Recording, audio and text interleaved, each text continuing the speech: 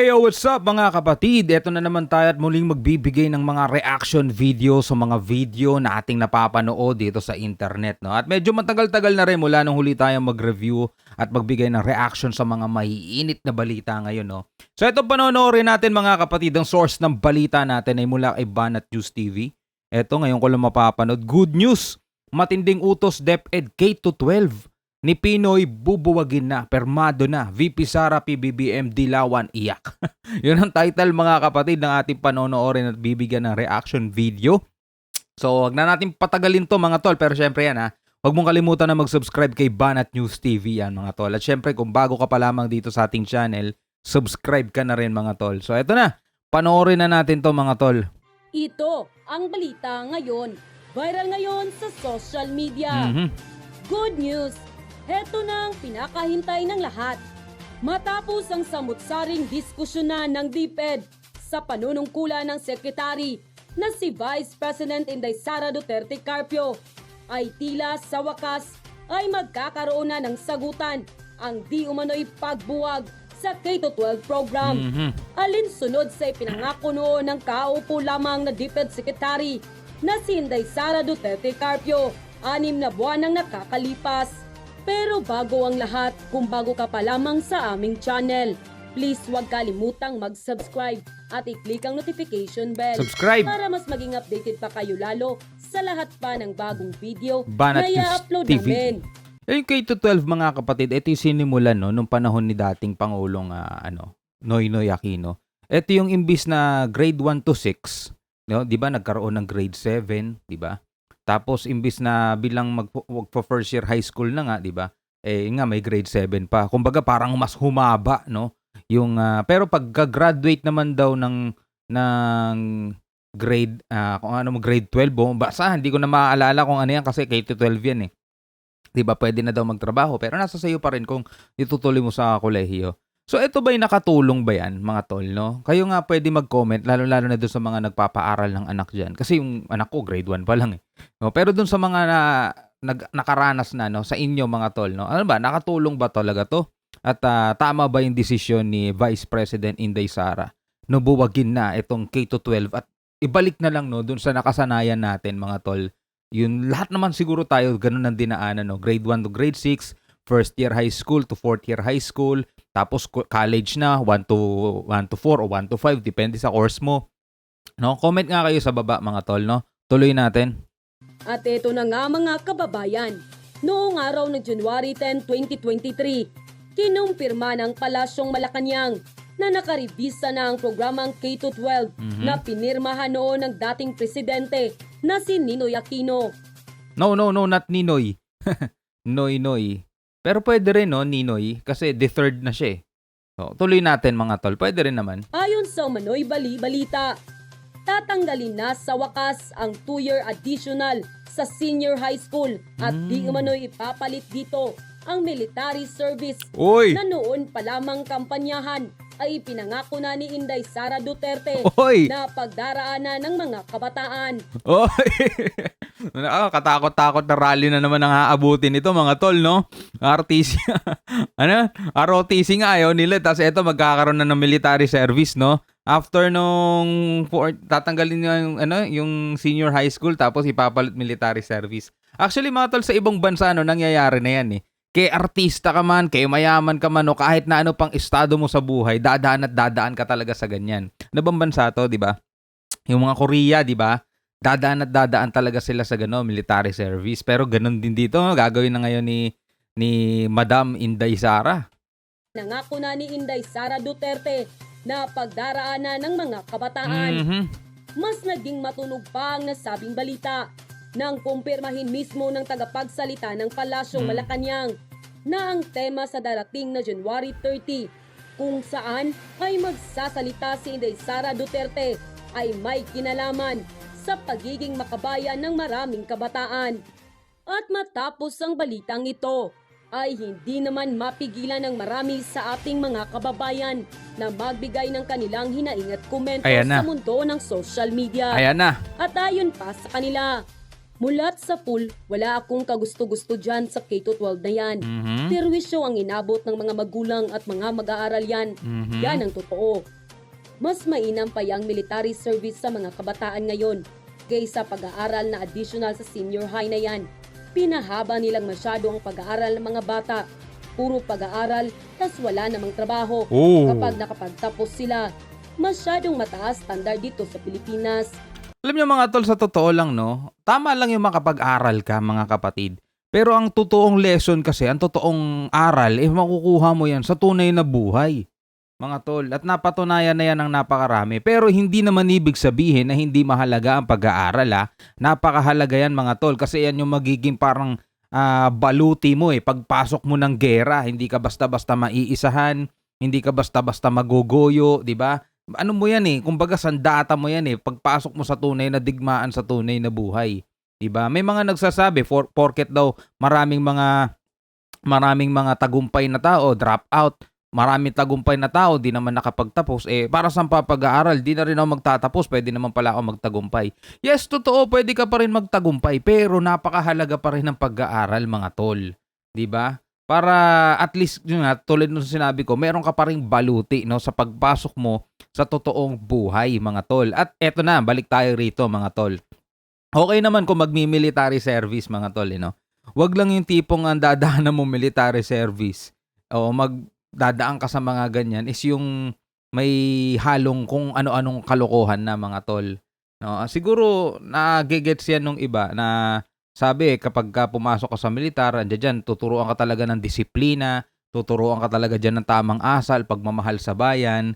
Yun nga lang, minsan may nangyayaring aabusuhin ka ng mga senior na nandiyan mga nauna sa'yo. Kasi pinagdaanan din nila yan, so gaganti sila sa mga susunod sa kanila mga tol, no? Sana walang ganun, no? Mga tol, tuloy natin.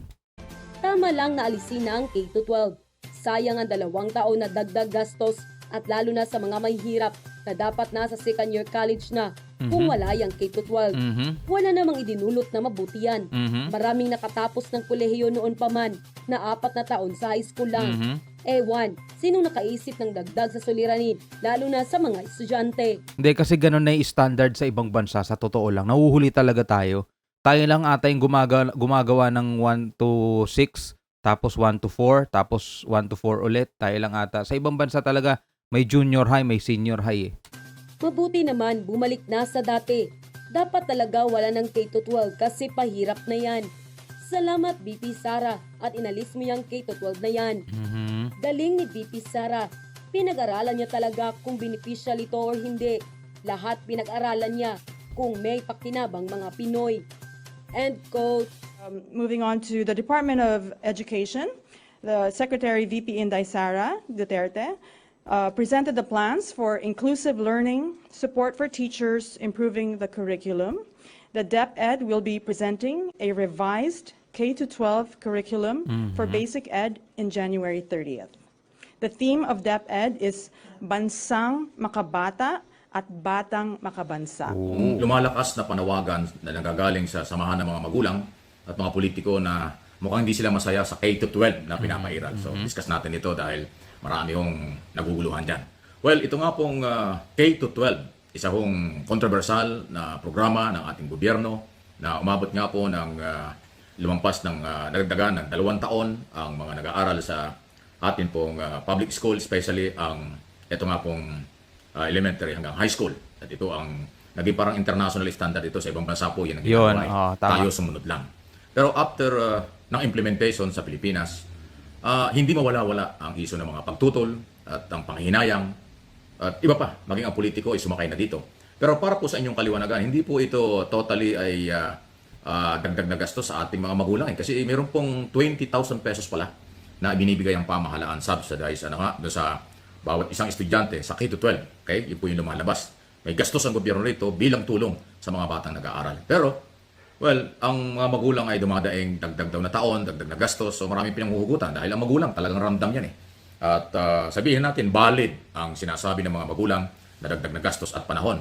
Pero ang ganda po ng layunin itong K-12 Kung nasunod lang ng Pilipinas at ng mga employer sa Pilipinas, ang nangyayari sa Europe at sa mga bansa tulad sa America and Canada, na itong graduate ng high school ay nakakaroon ng trabaho, malaking tulong ito doon sa pamilya at doon sa mga bata. Actually mga tol, maganda rin naman talaga ang K-12, no? Maganda rin naman talaga. Ang problema lang kasi mga tol, yung education natin dito mga tol, yung quality of education natin. Kasi kahit naman dagdagan mo, nang dagdagan ng ilang taon pa yan mga tol. Pero kung hindi magbabago yung quality of education dito sa atin mga tol, eh wala pa rin mangyayari mga tol, no? Ang dami kong classmate dati.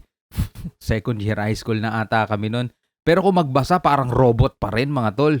No? Alam niyo yung pagbabasa, hindi niya kayang basahin yung diretso isang buong sentence. No? Maraming ganon pa rin mga tol.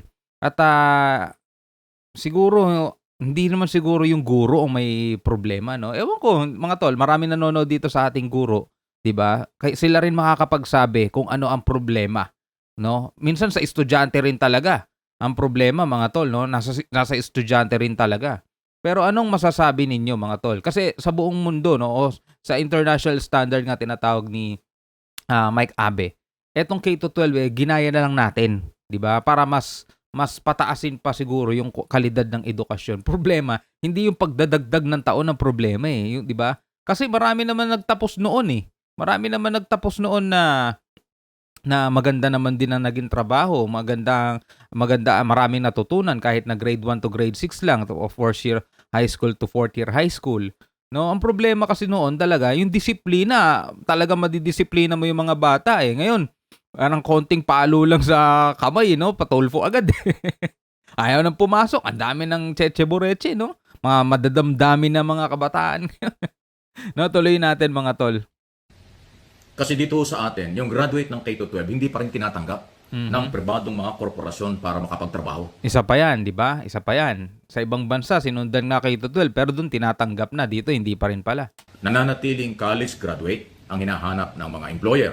At yun po yung mukhang hindi nasabihan o hindi nakumbinsi ng ating gobyerno na ang K-12 ito ang layunin para matulungan na makakatrabaho ang kabataan at kung sila gusto mag-aral sa kolehiyo, matulungan ang kailang sarili at pamilya.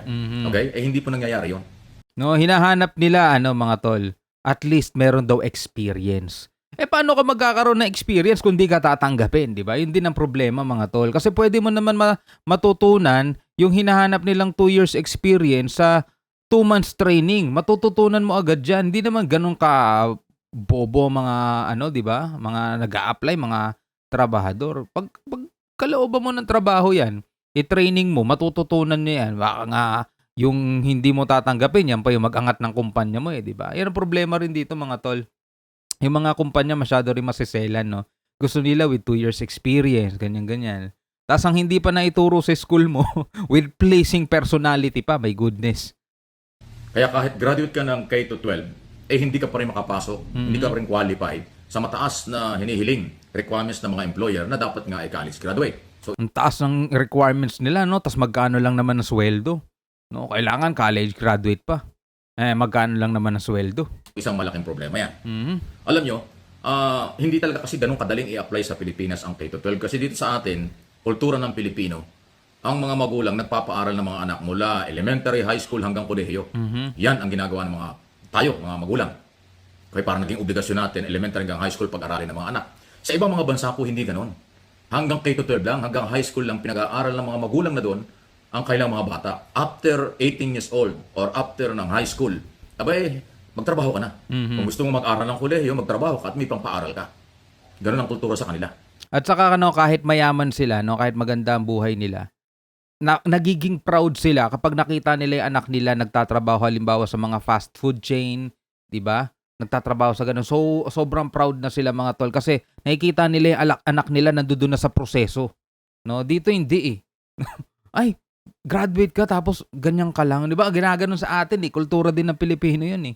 Kaya after ng high school, tinatanggap ng mga yan na magtrabaho doon sa kailang bansa ng mga employer dahil qualified na nga at higit sa lahat, tinutulungan din nilang magkatrabaho ang kabataan at makapag-aral sa kolehiyo kung gusto mag-aral.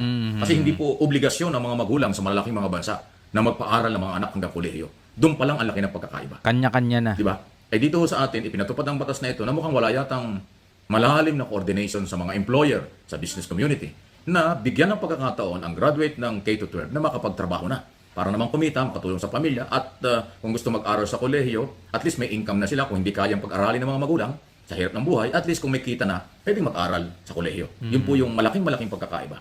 Ngayon, big challenge ito, bagong administration under President Marcos Jr. at under Vice President Sara Duterte, at siya pa rin Secretary ng Department of Education. Before nag-resume siya, sabi niya aaralin itong isyong ito dahil nakakarating din sa Vice President o kahit nang siya pa yung Mayor ng Davao, Sara Duterte, na talagang may mga reklamo. Dahil hindi nga nakakapagtrabaho yung graduate ng K-12. Sabi niya aaralin pero mukhang wala na sa panahon kasi tuloy na ang opening ng school year nga 2022-2023 this coming August. Next month na yun eh. So malamang tuloy-tuloy pa rin ang K-12. So siguro hindi masama na palakasin pa ng mga magulang ang kailang posisyon kung talagang lehitimong tumututol.